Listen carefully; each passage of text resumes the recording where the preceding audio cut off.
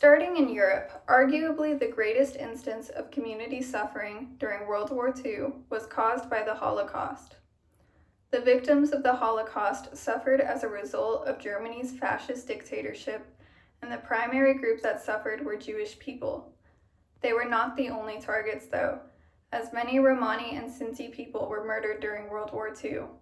Another group that was oftentimes targeted were those who were disabled. There were a few different reasons that people were targeted during this time.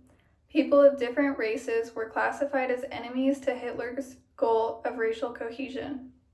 But anyone who did not fit in with the vision set out through this governance was a target, and their lives were at risk.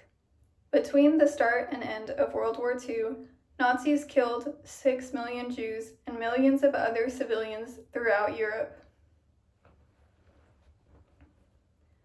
In Asia, the consequences of a fascist government on its communities can be seen most clearly with Japan's invasion of China.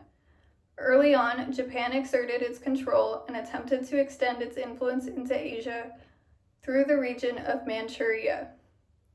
It was invaded and occupied by Japan throughout World War II. Another incident occurred in the city Nanjing, where over the course of 6 weeks, Japanese military massacred civilians, causing 300,000 deaths.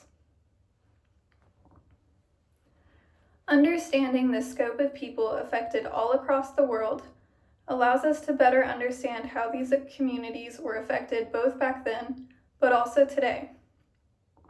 Many of these groups, like the Romanis, faced significant population losses that would go on to affect their numbers in the future. It is important to understand the full scale of the events that occurred in World War II in order to ensure that nothing like that happens again in the present.